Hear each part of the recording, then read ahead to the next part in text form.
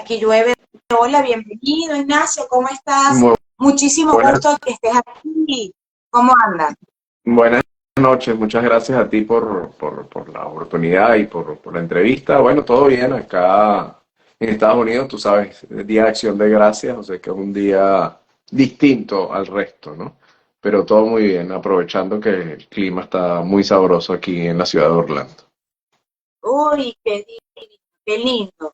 Bueno, feliz día de Acción de Gracias. Yo tengo familiares también acá. Así que bueno, que lo disfrutes mucho y nada, vamos a comenzar. Para mí todo un honor de que estés aquí en Medellín. Bueno, cuéntame por qué, cómo fue que de qué trata Caja Musical y además también quiero saber por qué estás en Estados Unidos viviendo. Muy bueno, son dos preguntas. Bueno, cada musical, en realidad cada es un programa de radio que transmite la estación 100.7 FM para la ciudad de Orlando, la Florida Central. Y tenemos ya varios años al aire. Originalmente Caja Musical era un blog y un podcast en Venezuela, de la mano, creo que un amigo en común, Alejandro Adrián, Ah, ideamos, sí. ideamos Saludos, hacer Ale. pues, si se conecta o si nos ve luego, bueno, muchos saludos, Alejandro, un abrazo, él hace una labor bien bonita y de hace muchos años, una labor bien importante con Cresta Metálica y Cresta Metálica Producciones, apoya la movida musical en Venezuela, particularmente el rock, y tiene un portal dedicado a divulgar todo lo que se hace, ¿no? Y bueno, en el año 2015 surgió, 2014-2015 surgió el podcast, lo grabamos en un estudio en La Castellana y lo sacábamos al aire, o sea, lo subíamos, digamos, los días viernes. Y obviamente se centraba en entrevistas a músicos, a gente relacionada a la música, pero también en el estamento político. Ok. Luego, en 2016, a mediados del 2016, eh, decido junto a mi familia quedarnos acá en la Florida Central y pasó a ser primero un programa online, una emisora que ya no existe online, del capital venezolano, y luego pasó a esta FM que es de mayoría puertorriqueña. Es una estación, una non-profit que funciona acá en Orlando. Y estamos al aire lunes y viernes a las 8 de la noche, hora acá del este de los Estados Unidos. Y bueno, y se tocan muchísimos temas, ¿no? Se toca, obviamente, el tema, el apoyo al tema a la comunidad hispana y venezolana en general, el tema cultural, el tema político, por supuesto, centrado en nuestra comunidad. Por supuesto, el tema de Venezuela siempre muy a flor de piel ahí.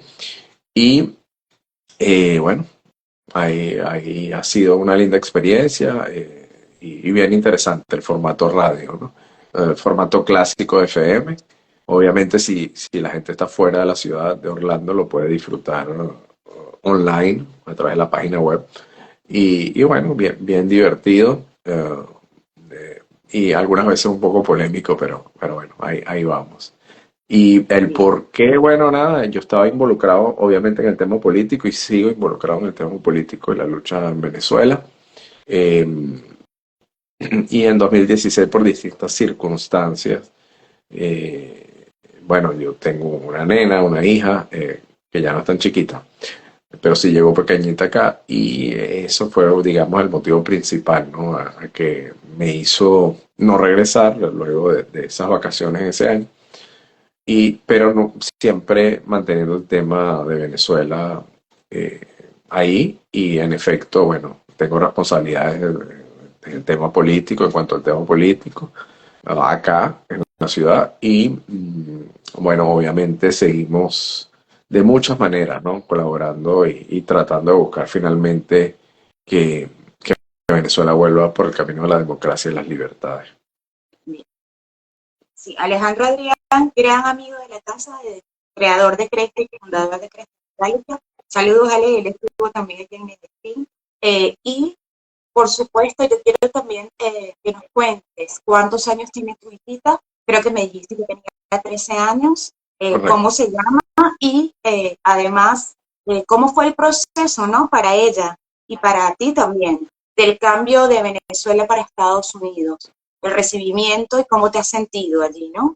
¿Cómo se han Para los, sentido? Porque es importante, es tu familia, tu para los chamos es más sencillo, pienso yo, sobre todo con el tema del idioma. Obviamente nosotros en Venezuela, o la gran mayoría de los venezolanos, o una buena parte de ellos, tenemos un conocimiento básico del inglés, etcétera. Y bueno, y la cultura estadounidense en muchos aspectos es muy parecida a la nuestra también, ¿no?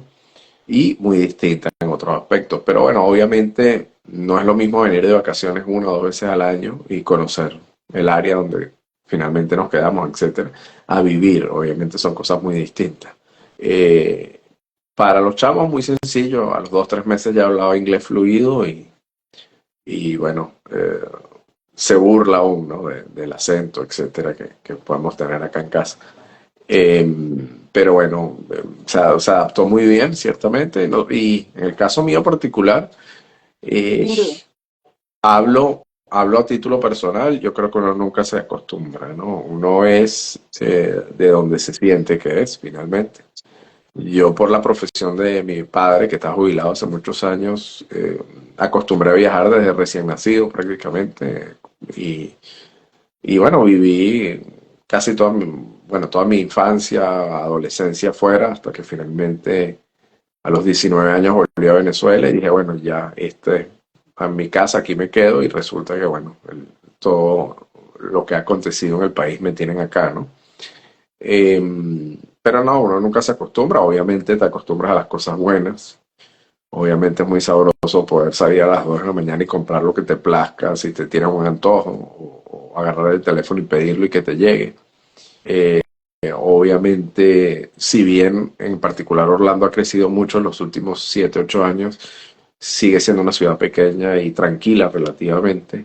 Entonces, bueno, no tienes que andar con los temores que había en Venezuela, que de acuerdo a lo que tengo entendido con amistades que van y vienen, ya no es como antes, afortunadamente en eso al menos, no se siente tanta inseguridad en las calles en el sentido de que la gente le da miedo sacar el teléfono, esas cosas, que aquí uno se olvida de eso, ¿no? Obviamente eh, Claro. uno toma precauciones, pero aquí uno anda muy tranquilo en ese aspecto, en el aspecto de robo, etcétera. Obviamente la sociedad estadounidense tiene cosas muy buenas, el individuo, bueno, se le respeta, nadie está pendiente de si sales a la calle descalzo o si no, mientras no molestes a nadie es tu vida, pero también tiene algunas cosas que a uno le chocan un poco, ¿no? El políticamente correcto es difícil acostumbrarse, el, el tema de que todo se ve en etnia, o sea, en razas, ¿no? Ah, tú eres hispano, no eres blanco, eres hispano, el otro es blanco, pero no es, el otro es nativo americano, el otro es afroamericano, eso choca un poco, yo por lo menos no me acostumbro. Y bueno, hay cosas de la cultura diaria que son distintas a las nuestras, ¿no? Pero en líneas generales, bien, se vive tranquilo. Obviamente Estados Unidos, como la gran parte del resto del mundo, hay una polarización muy fuerte en el ámbito político, el tema de inmigración también es un tema que está en el tapete y lo utilizan mucho con la comunidad hispana, bueno, a la hora de las elecciones, etcétera. Pero en líneas generales está tranquilo y, y bueno, se vive, digamos. ¿Cómo observas tú el panorama de las elecciones presidenciales recientemente? La candidatura, las elecciones, ese proceso, ¿cómo lo viviste? No sé si Me quieres darnos pregunto, tu opinión, sí. cómo lo ven desde el punto de vista personal, o afecta, Bueno, no, mejora la vida, la calidad de los ciudadanos americanos. ok, si me estás hablando de las elecciones acá de los Estados Unidos, ok, Claro, sí. ahí sí te voy a hablar a título personal. Luego, si quieres y hablamos del tema de Venezuela, te puedo hablar de manera oficial. A título personal, en cuanto a los Estados Unidos, bueno, te comento que ciertamente hay una polarización muy grande, se vio en particular, se notó muchísimo durante, previo y durante la campaña electoral, mucha polarización, un discurso de ambos lados que, lejos de ofrecer propuestas a la ciudadanía, eh, se centraba más que todo en los ataques personales, ¿no? De uno a otro lado, o de un otro bando. Lamentablemente aquí hay una polarización muy grande que nos recuerda lo que sucedió en Venezuela hace 25 años. Aquí hay posiciones muy radicales en ambos extremos, ¿no? Por un lado, ultraconservadores que quieren volver en el discurso al menos, a un estado eh, de blancos protestantes, que son los únicos los que tienen derechos sobre esta tierra, etcétera, y meter el tema religioso. Y por otro lado, unos que son muy liberales, al extremo liberales, que, bueno, tienen una agenda un poco extrema también, ¿no? Y en el medio, bueno, lamentablemente el medio, la gente en el centro, no fueron la mayoría en ambos sectores, digamos, demócratas y republicanos. Y bueno, fue muy polarizado, ciertamente, muy radical los discursos. Y bueno, se impuso una de las dos opciones de manera muy cómoda, la verdad. El expresidente Donald Trump ganó de manera bien holgada. Va a tener importante para la gente que quizás no conoce tanto el tema político acá de los Estados Unidos. Ganaron también la mayoría en el Senado y en la Cámara Baja, o sea que el poder legislativo va a ser de mayoría republicana. Obviamente el ejecutivo al ganar el expresidente Trump y con su llave Vance, y la Corte Suprema de Justicia tiene mayoría conservadora también, de 6-3. Entonces, obviamente todos los poderes, digamos, no habría excusas para no cumplir con todo lo ofrecido en la campaña, ¿no? Obviamente hay unos ofrecimientos muy polémicos, unos que son muy perjudiciales tanto para la economía como para la inmigración, y otros que son polémicos en cuanto a materia internacional, en cuanto a otros temas, ¿no? Pero en líneas generales los mercados al menos y la bolsa, valores, etcétera, obviamente vieron con muy buenos ojos la reelección del presidente Donald Trump y se supone y se espera que la economía marche bien. Obviamente todo va a depender también del entorno mundial, ¿no? Depende de lo que suceda en Ucrania, Rusia, depende de lo que suceda en Medio Oriente. Está Corea del Norte, y aunque los venezolanos querramos que estemos nosotros de primero, no es así, nosotros estamos como de cuartos en las prioridades, pero también es un tema importante el tema de Venezuela por varias cosas. A lo interno, por el tema de la inmigración sin control y el tema de que, bueno, digamos, miembros del Tren de Aragua, etcétera, bandas delictivas, están hoy en día en los Estados Unidos. Ese es un tema, el tema migratorio, pero también por otro lado. Además he leído bastante y he visto últimamente muchísimos casos muy fuertes de ese tema del Tren de Aragua. Ciertamente. Y el otro tema sería el geopolítico con Venezuela y sus vecinos, etcétera, ¿no? Pero bueno, hay que esperar, obviamente. La toma de posesión acá es 10 días después de la de Venezuela. Antes que hablemos de Venezuela, es el 20 de enero. Obviamente, no todos los senadores o todos los, digamos, el estamento político, digamos, del Partido Republicano, no todos ellos están dispuestos a darle un cheque en blanco al presidente electo. Y me imagino que habrá algunos temas que se llevarán a debate. Recordar también que ya fueron propuestos por él o nominados, como se dice acá, varios cargos, entre ellos Marco Rubio, que es uno de los dos senadores actuales de la Florida. Él sería el primer secretario de Estado o de origen hispano, elegido de cubanos, habla perfecto español, conoce de pies a cabeza el tema de Venezuela, cosa que sería bueno para nuestra lucha.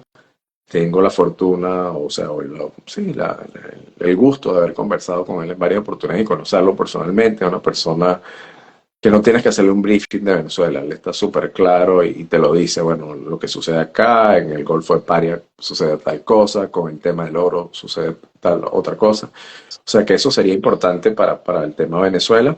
Yo pienso que lo van a ratificar porque, bueno, fue nominado por el presidente, pero eso no quiere decir que va a ser el secretario de Estado. Tiene que ir a un comité del Senado de Política Exterior y si ellos lo aprueban, bueno, el Senado finalmente mediante el voto lo reafirma. Hubo otros casos, como el otro senador de la Florida, Rick Scott, que también es republicano, fue propuesto, perdón, para ser jefe de la mayoría del Senado, pero no decidieron dárselo a otro de mayor rango, que tiene más años como senador. Rick Scott venía de ser gobernador del estado y ya fue la reelección para un segundo periodo en el Senado, en este caso. Entonces, ha habido muchos polémicos también. El que está encargado de la cartera de salud o nominado para la cartera de salud es una persona muy polémica, es un Kennedy, un sobrino del ex fallecido o asesinado presidente Kennedy.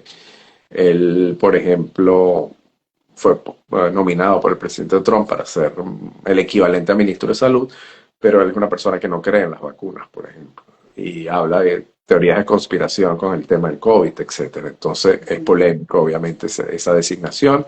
El que iba a ir para fiscal general, bueno, finalmente renunció a la opción porque es un representante, o sea, un senador ante la Cámara de Representantes de muy, digamos, un junior que no tiene la suficiente experiencia y está investigado por ambos partidos por tráfico de personas, por prostitución, etcétera, etcétera. Obviamente iba a ser muy polémico que dirigiera